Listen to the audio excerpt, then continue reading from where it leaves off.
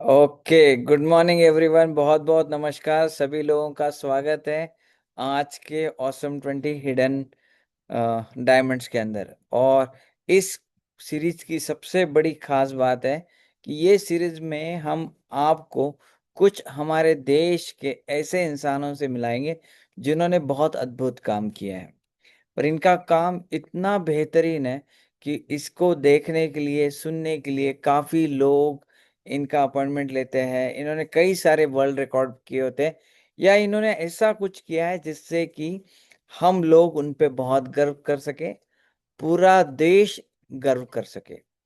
ऐसे ही सीरीज में आज हमारे पास एक अद्भुत हीरा आया है। और उनका नाम बताने से पहले मैं आपको एक अद्भुत चीज बता देता हूँ कि बहुत ही बड़ी बात उन्होंने जो है उनके बारे में, वो मैं आपके साथ साझा करना चाहता हूँ।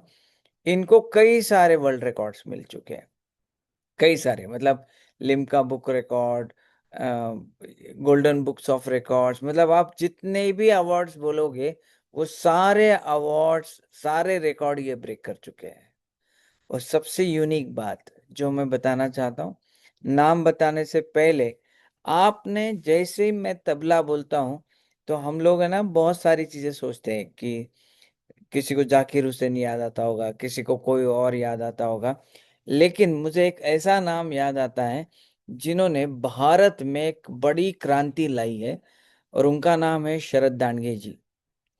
शरद जी की खास बात ऐसे है कि ये एक साथ 10 तबला रखते हैं और एक ढोल रखते हैं, और एक साथ इसमें से आवाज धुन आती है। और खास बात बता दूं अनुसया, जब ये तबला बजाते हैं, जिसका बीपी 200 होगा उसका नॉर्मल हो जाता है। जिसका डायबिटिक बढ़ा है वो डायबिटिक नॉर्मल हो जाता है। ये अपने ध्वनि से लोगों की पूरी बॉडी को, स्ट्रक्चर को अच्छा कर सकते हैं। और ये विश्व रिकॉर्ड सिर्फ इन्होंने किया है, इसके पहले पूरे विश्व में ऐसा हुआ ही नहीं है। पूरे भारत भर में एक ही इंसान है जिन्होंने ऐसा कुछ किया है। मैं कुछ भी नहीं शेयर करूंगा अभी। मैं चाहूंगा कि वो अपनी जर्नी शेयर करें। मेरे पास पूरी जर्नी लिखी हुई है, लेकिन जब आप उनके, वो जब बयां करेंगे अपनी जर्नी, और जब आप सुनोगे ना, तो आपको पता चलेगा हमारे भारत में कितना टैलेंट है। हम लोगों का सिर्फ ध्यान जाना चाहिए। जब मैंने फर्स्ट टाइम इनका प्रोग्राम किया था 2006 में, तो मुझे ऐसा लगा था यार, ऐसा भी हो सकता है क्या कि लोगों की बॉडी नॉर्मल हो सकती है हमारे तबले से। तो उन्होंने बहुत कुछ अच्छी बातें कही थी। मैंने 2 मिनट ले लिए। तो मैं चाहता हूँ कि समय कम होता है, 16 ही मिनट होते हैं हमारे पास। तो मैं बिना वक्त जाया किया शरद दांडगे सर से रिक्वेस्ट करूंगा कि वो अपनी जर्नी साझा करे। और आखिरी 3 मिनट में मैं आपको कुछ यूनिक चीजें बताऊंगा। मैंने थोड़ी संभाल के रखी है। मैं सोचता हूँ आखिरी 2 मिनट पे काफी बड़े बड़े सिक्सर लगने चाहिए।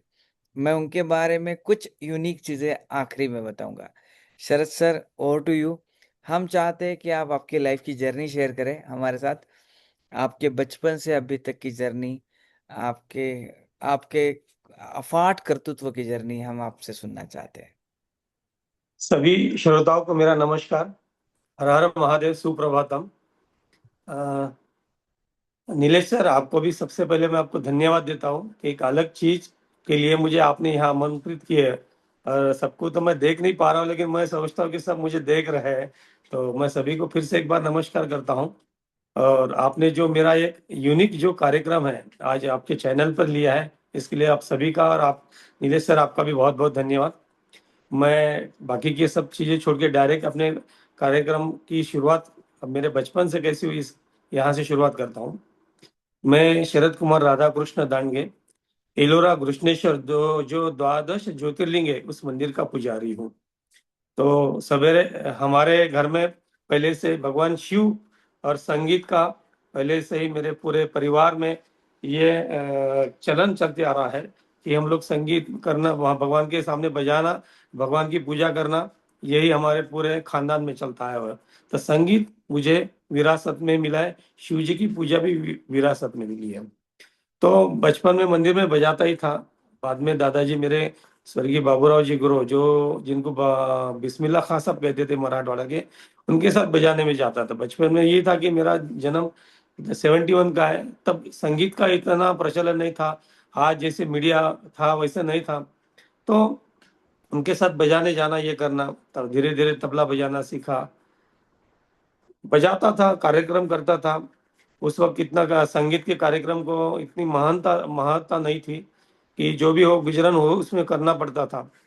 लेकिन जैसे जैसा थोड़ा थोड़ा मैं उम्र में 5 साल का था, तब से मैं बजाने जाने लगा। आज मैं 55 साल का होगा तकरीबन, नहीं 50 साल का उसके अंदर का अनुभव है। और पूरे खानदान का भी उसी में अनुभव है, क्योंकि मेरे पिता भी उसी के अंदर थे, बैंक में सर्विस करते थे। स्वर्गीय श्री राधा कृष्ण दांडगे जी, मेरी बड़ी बहन भी शोभा दांडगे जी, ये भी संगीत, इन्होंने नाटकों में काम किया है और अभी सीरियल में भी काफी काम कर चुकी है। उनका भी इस क्षेत्र में बहुत योगदान है। मेरी पत्नी भी संगीत में एमए की है और म्यूजिक टीचर है। मेरा बेटा भी चाणक्य बजा रहा है, बेटी भी विशारद है, लेकिन एयरपोर्ट एविएशन में कर रही है। तो संगीत, और ये जहां पर भी जाना है तो संगीत को लेके हम लोग जाने की कोशिश है। बचपन का सफर काफी कठिन रहा है संगीत, लेकिन मैं जब तो 22 साल का हुआ, ये थोड़ा सीखते सीखते, मुझे आता कुछ नहीं था लेकिन मैं बजाता था। तो 22 साल की उम्र में ये हुआ कि मुझे बनारस जाना है और मुझे संगीत सीखना है। लेकिन जाने के लिए कुछ, घर में मैं अकेला था, 5 बहनों में अकेला भाई, तो भेजेंगे नहीं कभी। तो फिर मैं भाग के जाने की मैंने कोशिश किया। तो उसी वक्त मेरी एक छोटी बहन ज्योति है, जो नेशनल वॉलीबॉल पटु, वो बीमार हो गई, तो उसके लिए मुझे रुकना पड़ा। तो फिर उस दिन फिर मैं रोने लगा, बोला तुझे आज ही बीमार पड़ना था? तो बोले मैं बीमार पड़ी और तुम मुझे डांट क्यों रहे? कहे मुझे आज मुझे भाग के जाना था बनारस में तबला सीखने के लिए। तो सब लोग, मेरे दादी जी, मेरे पिताजी, ये सब लोग शॉक हो गए कि ये कैसे गया। तो मैंने कहा कि मेरा ऐसा ऐसा प्लान है और मुझे तबला सीखने जाना है। तो कहे लेकिन पैसा तो कैसे नहीं, मतलब मुझे आप एक पैसा मत दीजिए, 15 दिन का टाइम मुझे आप दे दीजिए। मैं 15 दिन में अगर मेरी वहां कोई व्यवस्था नहीं हुई तो मैं रिटर्न आ जाऊंगा, जो आप कहेंगे वैसा ही फिर मैं करूंगा। तो कहे ठीक है। मेरे मित्र नीलेश पाटनी जी और चेतन ठोले हो गए, इन्होंने भी मुझे बहुत उस वक्त साथ दिया। और फिर मैं यहाँ वहां से बनारस गया। बनारस जाने के बाद मेरे पास कोई एड्रेस नहीं था। अपने यहाँ के राम विधाते एक वहां पर सीखते थे, उनसे मैं जाके मिला और कहा कि मुझे ऐसे ऐसे तबला सीखना है। तो बोले किसके पास सीखना है, कुछ सोच के आए हो? मतलब पंडित किशोर महाराज जी या गुदई महाराज, यानी पंडित शांता प्रसाद जी के पास सीखना है। लेकिन बाद में वहां जाके देखे तो उन लोगों के पास टाइम नहीं था, वो लोग अपने अपने इसमें बिजी थे। तो कैसे किया जाए, मतलब मैं पैसा भी उनको दे नहीं पाऊंगा, सीखना तो है, चाहे मैं यहाँ रास्ते पे रह लूंगा। एक जबलपुर से भी गायक वहां पर पहुंचे थे, पंकज कायंदे जी, उनसे भी मेरी वहां पे मुलाकात हुई। उन्होंने कहा कि लड़का ऐसे ऐसे आया है तो उनको सीखना है। उन्होंने कहा, तब पंकज जी कहे कि मेरे एक विद्वान है, बहुत अच्छा सीखते हैं, सिखाएंगे। और मतलब ठीक है। तो कहे कि एक बात बताओ, तुमको कलाकारी सीखनी है या विद्वत्ता सीखनी है? तो बड़ा कठिन क्वेश्चन था कि कलाकार तो मैं वो सीखने ही जाना है हर किसी को। लेकिन पता नहीं मेरे दिमाग में क्या है, मतलब कलाकार तो वैसे खानदानी है, क्योंकि कलाकारी पिताजी रहे, दादाजी है, सब लोग हम लोग कलाकार है। मुझे विद्वत्ता सीखनी, मैं विद्या सीखने के लिए आया हूँ। तो कहे अच्छा। तो कहे हाँ ठीक है। तो बोले ऐसे ऐसे कलाकार है मेरे पास, लेकिन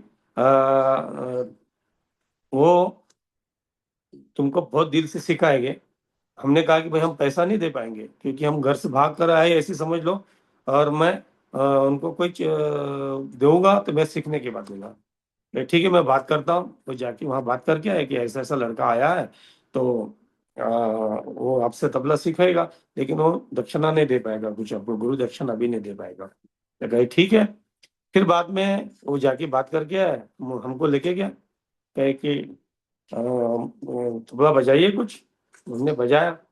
फिर कहे कि तबला सीखना चाहते हो? बोला हाँ गुरुजी सीखना तो चाहते हैं, लेकिन हम आपकी गुरु दक्षिणा नहीं दे पाएंगे, जब कुछ सीखेंगे इसमें से तब देंगे। तो कहे ठीक है, सीखो। हमने सीखना शुरू किया। बाद में महीना 2-4 महीने में गुरुजी बोला वो गंडा बंधन करना था। कहे कि बोला बोले बेटा देखो कि आए हो तो पहले आप हमको समझ लो, हम आपको समझेंगे, उसके बाद गंडा बंधन करेंगे। गंडा बंधन दो तरीके से होता है। कहे कि या तो तुम बड़े घर के बेटे हो, 10,000 रुपये दक्षिणा ले आओ, अब हमको आपको गंडा बंधन कर देंगे। या तो हम आपको पहले सिखाएंगे, आप लोग तबला सीख लो, उसके बाद जाके उससे कमा के लेके आओ। तब गा के गुरु पूजन करो, फिर उसके बाद गंडा बंधन करेंगे। हम कहे, अच्छा ठीक है। हमने सीखना शुरू किया। 3-4 साल हो गए, लेकिन गुरुजी कोई गंडा नहीं बांध ही नहीं रहे थे। तो पंकज और हम लोग साथ ही में थे, जबलपुर के जो थे, वो हम लोग कहे कि यार हम लोग ऐसा करेंगे, दोनों एक साथ गंडा बंधन करेंगे। उनके गुरुजी स्वर्गीय पंडित जालपा प्रसाद जी गाते थे, बहुत अच्छे धुरंधर गायक थे बनारस गाने के। उन्होंने हमसे कहा कि शरद गंडा बंधन करवा लेना, क्योंकि जब गंडा बंधन होता है तो गुरु का असर आपके गाने में बजाने में आता है। बोला ठीक है। बोला हमारे गुरुजी ऐसे ऐसे कहे, जब उनकी इच्छा हो बांधेंगे। तो उस वक्त हुआ ऐसे कि एक मुझे प्रोग्राम आया, जाके हम 200-250 रुपये कुछ मिला था। तो वहां इतना महंगाई थी नहीं। जाके हम लोग नरे लिए, दुबत्ती लिए, उसके बाद फल लिए, उसके एक नारियल लिए, एक गुरु जी के लिए कपड़ा ले लिया। जैसे गुरु पूर्णिमा को हर वक्त करते थे, वैसे हम लोग जाके गुरु की पूजा किए और चले गए। तो हर वक्त वहां होता है कि जो भी शुभ कार्य होता है, चाहे सत्यनारायण की कथा हो, तो नाड़ा बांधने के बाद ही सब आगे का पूजा विधिवत होते रहता है। हम हर साल हर वक्त बांधते, तो वैसे बांध के फिर हम अपने गुरु जी के पंकज के गुरु जी के पास गए। तो कहे यार हमसे गलती हो गई क्या? बोले हमको तो हमारे गुरु जी ने गंडा बांध दिए। बोला हमको भी तो पता बांधे, लेकिन कैसे भी हमको पता नहीं है। कहे अच्छा। बोले चले बात करते हैं। तो गुरु जी के पास गए, कहे गुरु जी ऐसे आपने किस चीज का गंडा बांधे? क्योंकि तुमको गंडा गंडा बंधन करवा दिए। बोला आपने तो कहा था कि 10,000 रुपये लाके देना पड़ेगा, या तो फिर जाके ऐसी ऐसी पूजा करना पड़ेगी गुरु जी की। कहे तो फिर 10,000 तो नहीं, लेकिन आपने तो पूजा सही की है। बोला क्या क्या किया? बोले पैसे किस चीज से कमाए? बोला आपने जो तबला सिखाए थे, हम जाके सिखाए प्रोग्राम के, उसी का पैसा मिला। तो कहे आपने वस्त्र लाया, चाहे छोटा हो चाहे बड़ा हो, चाहे एक नारियल दिया, 11 रुपये दक्षिणा रखा है, एक छोटा सा मीठा रख दिया, 5 फल भी ला लिया, दुबत्ती लाया, गुरु के चरण धोए, आपने पैर पखार के सब पूजा विधिवत किया, तो इसलिए आपने गंडा मंडन मैंने आपको कर दिया। हमारे आंख में पानी आ गया। क्योंकि इस तरह से भी होता है कि मुझे लगा कि बहुत कुछ लाना पड़ेगा कमा के, सोने का कड़ा लाओ, गुरु को ये करा वो करा। इसकी आवश्यकता नहीं होती बेटा, जो मैंने सिखाया आपने जाके उस चीज का उपयोग करके वो जो कमा के लाया, मेरे लिए करोड़ों के बराबर है। तो इस वक्त मैं इस तरह से तबला वहां सीखा हूँ। बाद में जब वहां से यहाँ आया हूँ, तो तबला सीखते सीखते ये समझ में आया कि मेरी बहन का एक्सीडेंट हुआ था, बड़ी दीदी का। तो रात में जब मैं बजाता था, रियाज करता था, तो और सवेरे उठ के चले जाती थी कंपनी में, 5 बजे वीडियो कॉल में थी। तो एक 15 दिन के बाद वो हमसे कहे कि आज तू बजाया क्यों नहीं? मतलब क्यों, क्या बात है? कहे कि जब तू बजाता है तो मेरी नींद अच्छी होती है, और जब नहीं बजाया तो बोले मेरे को दिन भर फीलिंग अच्छी नहीं रहती है। मैंने अच्छा। तो हमने 2-3 दिन के बाद फिर बजाना रात में शुरू किया। तो जब वो सवेरे 5 बजे उठ के जाना, दिन भर फ्रेश रहना। बोला क्यों, कैसे हो रहा? बोले अभी तो आप फ्रेश लग रहा है। बोला अच्छा। फिर हम बजाना बंद कर दिया, तो फिर उसका वही प्रभाव। तो फिर हमने देखा कि मतलब एक काम करते हैं, कि एक काम करो तुम, मैं पल्स रेट अपना गिने, 1 मिनट में कितने पल्स रेट आते हैं हमने देखा। पल्स रेट जब देखा तो उसका बढ़ा हुआ रहता था। जब हम स्लो बजाते थे तो कम हो जाता था। जब हम उसको जोर से या फास्ट बजाते थे तो बढ़ जाता था। तो कहे कि लेकिन जैसे ही एक भी चीज हमको तब समझ में आई कि रिदम अपने शरीर पे बहुत अलग अलग तरीके से उसके ऊपर असर करता है। और बाद में मैं उसके ऊपर जब विधिवत अभ्यास करता गया, तो उसमें एक समझ में आया कि संगीत ही सब कुछ है। कि आप आने से पहले ही संगीत है, आप जाने के बाद तक संगीत रहता है। जैसे कि बच्चा जब माँ के पेट में आता है, तो एक 7 महीने का प्रोग्राम होता है, जब गोद भराई होती है, तब उस वक्त गाने गाए जाते हैं। उसके बाद बच्चे का जन्म होता है, तब भी उसका नामकरण होता है, तब गाने गाए जाते हैं। तो जीवन भर अलग अलग तरीके से संगीत आपके जीवन में रहता है। और जब आप समाप्त हो जाते हैं, उसके बाद भी एक रुदाली, देखिए राजस्थान में गाए तो वो रोना होते कहते, अगर उस तरह से हम कभी गाया जाए, रोए जाए, तो मम्मी चिल्लाती है, अरे कौन मर गया क्या, ऐसे क्यों चिल्ला रहा है? तो संगीत में आदमी आता है, संगीत जिस दिन खत्म हो जाए उस दिन आदमी समाप्त हो जाता है। एक चीज देखा, ये चीज समझ में एक आई कि दूसरी बात, 1 2 3, जीवन में जो कुछ है सब कुछ संगीत ही है। जो कुछ है तीन में ही है, जहां मुझे समझ में आया। जैसे कि आकाश पाताल पृथ्वी, अग्नि जल वायु, सवेरे सवेरे दोपहर शाम, जो कुछ है। अगर हम भगवान भी हम जब मानते हैं कि ब्रह्मा विष्णु महेश, जैसी भी समय भी देखिए, सवेरे है दोपहर शाम में है। तो सुर ताल लय, देखिए ये सुर ताल लय में हम लोग जीते हैं। ये सुर ताल जब खत्म होता है तो आदमी समाप्त हो जाता है।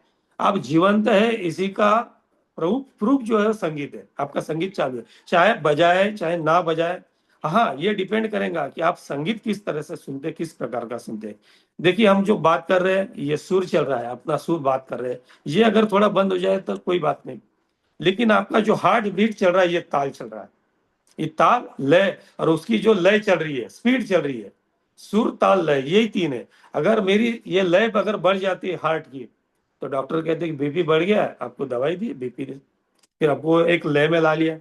अगर अगर वो लय कम हो गई, यानी बीपी, डॉक्टर कहते हैं लो बीपी हो गया, आपको दवाई दी, बीपी थोड़ा बढ़ा दिए, तो आप इसको एक है कि ना बढ़ने देना है ना घटने देना है, उसको एक लय में चलना है। इसीलिए कहते हैं कि जीते, हम लोग जो जीवन जीते हैं तो उसको एक लय में जीना चाहिए। ना अति खाना भी चाहना, कम नहीं खाना चाहिए, कम भी नहीं खाना चाहिए। तो इस प्रकार से ये संगीत में मैं काम कर रहा हूँ। तो जैसे ही संगीत का जब पता चला कि ये धीरे धीरे चीज मेरे समझ में आती गई, और फिर मैंने मीडिया के सामने एक बार प्रोग्राम किया, बैठाया बजाया, कि सबका पल्स रेट चेक किया, और सबके सामने मतलब कि हर किसी का अपने अपने, किसी का 70 था, किसी का 75 था, किसी का 80 था, किसी का 90 था, ऐसा इस तरह से था। तो बोला ठीक है, आप लोग ध्यान लगा के बैठिए, मैं कुछ देर आपके सामने बजाऊंगा। तो फिर मैंने बजाया, एक स्लो एकदम, धीरे धीरे धीरे बजाते गया, 15 मिनट बाद बजाया। फिर बोला आप धीरे धीरे आँख खोलिए, सबके पल्स रेट गिने, हर किसी का 2 से, किसी का 5 से, किसी का 3 से बढ़ा हुआ था। तो बोला ये चीज है, बोला ठीक है। फिर उसके बाद फिर मैंने ये किया कि फिर से आप आँख बंद नोट करने के बाद, मतलब सबको आँख बंद करके बिठा दिया। फिर जोर जोर से बजाना शुरू किया, जैसे जोर से बजाना शुरू किया, हर किसी का बाद में 10 मिनट के बाद देखिए पल्सेट, हर किसी का 2 से 4 से 10 से, किसी का 12 से 7 से, हर किसी का अपने अपने शरीर के अनुसार बढ़ा हुआ था। तो उससे एक मुझे पता चला कि हर हम चीज ताल से हर चीज इसको मेंटेन कर सकते हैं। फिर मैंने उसी के ऊपर काम शुरू किया। तो आज ये एक पता चलता है कि आप जनरली भी आप कहीं पर बैठते, कि जरूरी नहीं कि आप तबला ही लेके बैठिए, इस ब्रह्मांड की निर्मित ही साउंड से हुई है। आप जस्ट देखिए, आप बात कर रहे हैं, जिस दिन आपका पल्स रेट बंद हो जाएगा, डॉक्टर सॉरी कह देंगे, यानी आप जो होगे तो संगीत ही कर रहे हैं। आप किसी नदी किनारे, तालाब के किनारे बैठिए, शांति से बैठिए, बड़ा सुकून लगेगा। उस वक्त आपका पल्स रेट धीरे धीरे होता है, आपको सुकून लगेगा, एक लय में चल रहा है, आराम से सुकून। लेकिन पीछे से कोई यार जोर से एक पत्थर डाल दिया, तो धाड़ से ये हो जाएगा, और वो जोर से वेव्स आपके शरीर पे आपके गिरेगी, और आपका ब्लड सर्कुलेशन फास्ट हो जाएगा। और जैसे ही फास्ट हो जाएगा वो, तो आपका हार्ट बीट्स एकदम तुरंत बढ़ जाएंगे। और बढ़ने के बाद क्या होगा कि आपका बीपी हाई हो जाएगा। और ये ज्यादातर किसको होता है, जो एज में बहुत कम है, और या जो ज्यादा एज के ऊपर, जो 60 के ऊपर ज्यादा हो, जो या तो फिर छोटे बच्चे, उनका हार्ट कमजोर होता है, उस वक्त उसका ज्यादा असर होता है। लेकिन वही जवान होता है तो वो उसको अच्छा लगता है, तो उसको तो बया मजा आता है। तो इसीलिए डीजे जब बजता है तो उसको बजाना शुरू होता है, डीजे पे जोर जोर से डांस करते लगता है, क्योंकि उसका हार्ट बीट्स इतना मजबूत होता है, शरीर मजबूत होता है, तो उस बीट्स को कैरी करता है, उसके साथ वो मिला लेता है। लेकिन वही हार्ट आपका कमजोर कब होता है, 60 के बाद, या बचपन का कोमल हार्ट होता है, वो भी इतना उसका मजबूत नहीं रहता है, तो उस वक्त इसका असर आपके ऊपर विपरीत असर होता है। इसीलिए आपको उस चीज का ज्यादा असर दिखाई देता है हार्ट के ऊपर। जैसा बम फूटता है, वो क्या होता है, तो वो साउंड ही होता है। जोर से जितना फास्ट वेव आपके शरीर पे आगे गिरेगी, उतना आपका फास्ट हो जाएगा। सर, आप कुछ पूछना चाह रहे थे बीच में, मुझे देखना चाह रहा था सर, नीलेश सर जी। नहीं सर, मैं बस यही बता रहा था कि जिस तरह से आपने वो 10 तबला एक साथ आप बजाते हो ना, हाँ। एक कुछ 30 सेकंड में आप बताइए कि वो विज्ञा जो आपने प्राप्त की है। मैं लोगों को फोटो भी बता रहा हूँ सबको। सर अच्छा दे सर। दीजिए सर, ये आप अगर सारे लोग देखेंगे ना, इतने सारे तबला एक साथ सर बजाते हैं एक साथ।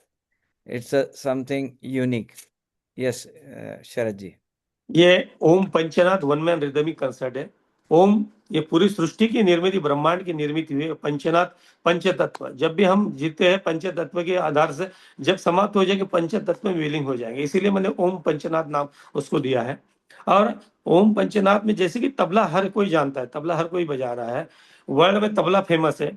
लेकिन क्या होता है कि हम लोग बच्चे को जब पूछते हैं कि बेटा सबसे बढ़िया डांसर कौन है, बताता माइकल जैक्सन। जो कि किसी को कुछ पता नहीं कि माइकल जैक्सन कौन है।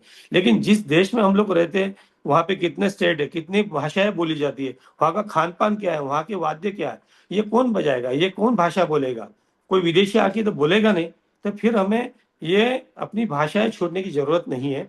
मैं ये जो कर रहा हूँ तबला की, अपने यहाँ के जो इंस्ट्रूमेंट्स लुप्त हो जाते जा रहे हैं, जैसे कि नगारा है, खंजरी है, संबल है, बंगाल का बिहो है, ये सब अलग अलग अलग स्टेट के जो इंस्ट्रूमेंट्स है, ये पता नहीं है। तो इसी को, हाँ, इन 10 तबलों में से मैं साउंड क्रिएशन करके बजाता हूँ। जैसे बंगाल का खोल हो, आसाम का बिहू ढोल हो, चाहे साउथ इंडियन मृदंगम हो, महाराष्ट्र की नाल हो, उत्तर भारत का ढोलक हो, ऐसे 25 साउंड। और कहते हैं कि कोंगो बोंगो भी उसमें से मैंने साउंड क्रिएशन करके बजाने की, मेरी ये one man rhythmic concert present करने की कोशिश रहती है। कि जैसे कि ये तबला है, हिंदू भाइयों के मंदिर में बजता है, यही तबला मुस्लिम भाइयों के कवाली के साथ बजता है, शबदवारी में तबला गुरुद्वारा में बजता है। हर धर्म में तबला बजते हुए भेदभाव नहीं करता है। हम लोग क्यों एक दूसरे के साथ भेदभाव करें? हम लोग सब मानव जाति एक है। और दुनिया की सब लैंग्वेज अलग अलग समझ में नहीं आएगी, लेकिन संगीत की लैंग्वेज ऐसे किसी को सीखने की जरूरत नहीं है। तो बराबर रिदम जब बजता है तो आदमी, आपका मैंने बताया ना, हार्ट की लय और उसकी लय मैच हो जाए, तो बराबर आप उसके साथ डांस करने लग जाते हैं।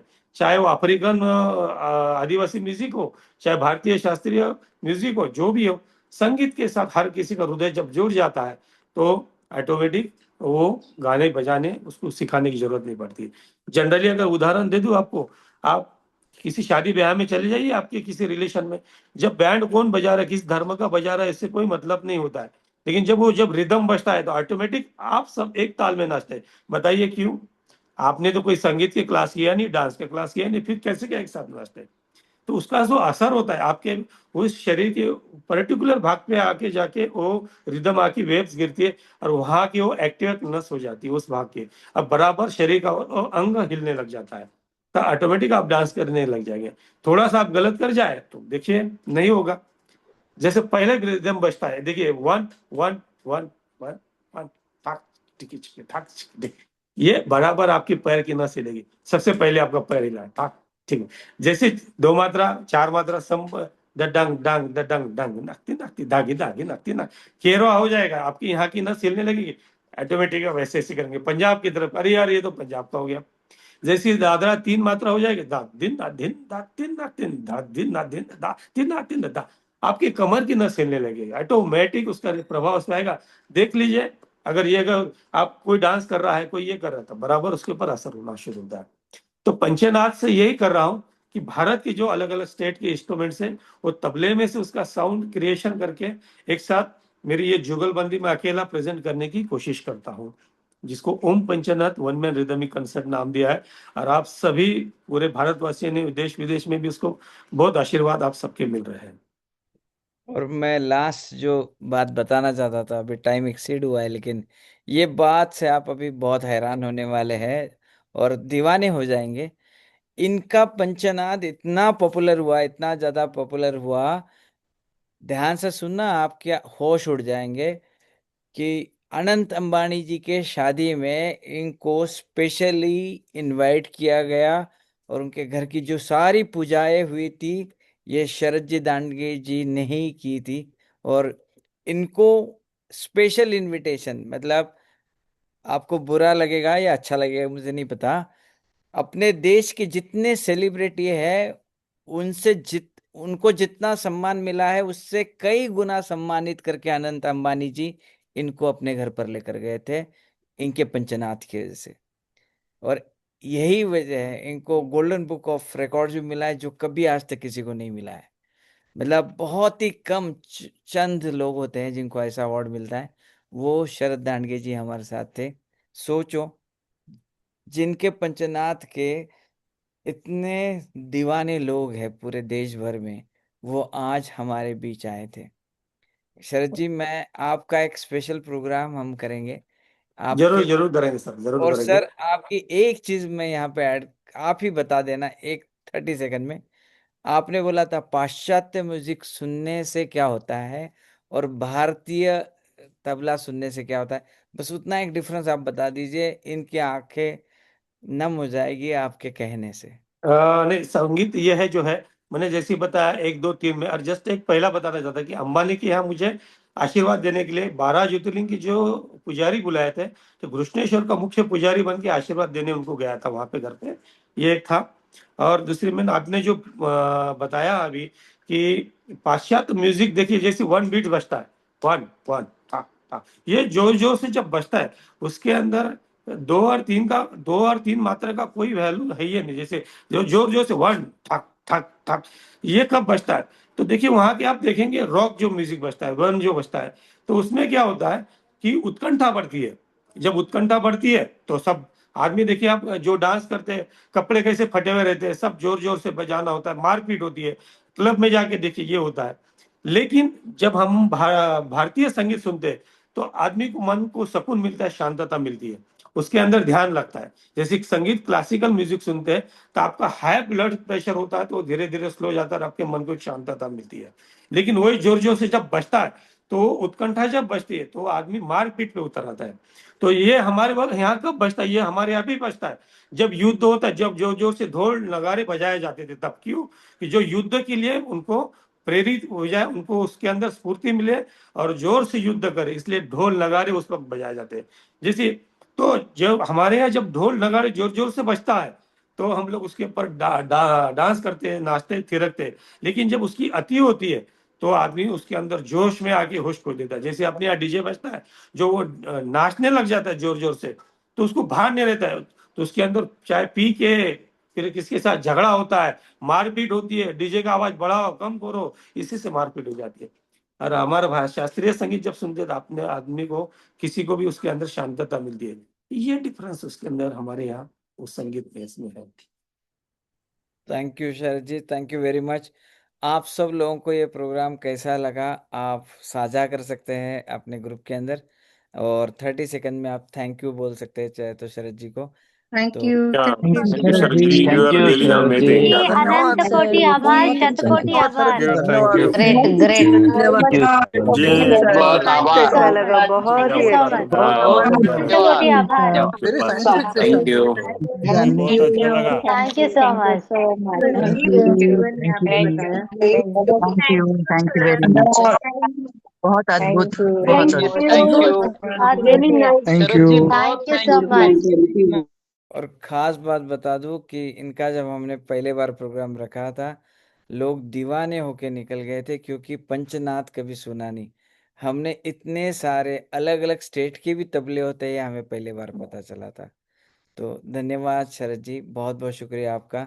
आप सभी लोगों का शुक्रिया कि आप डायमंड्स को सुनते हो। बहुत बहुत धन्यवाद। Bye bye.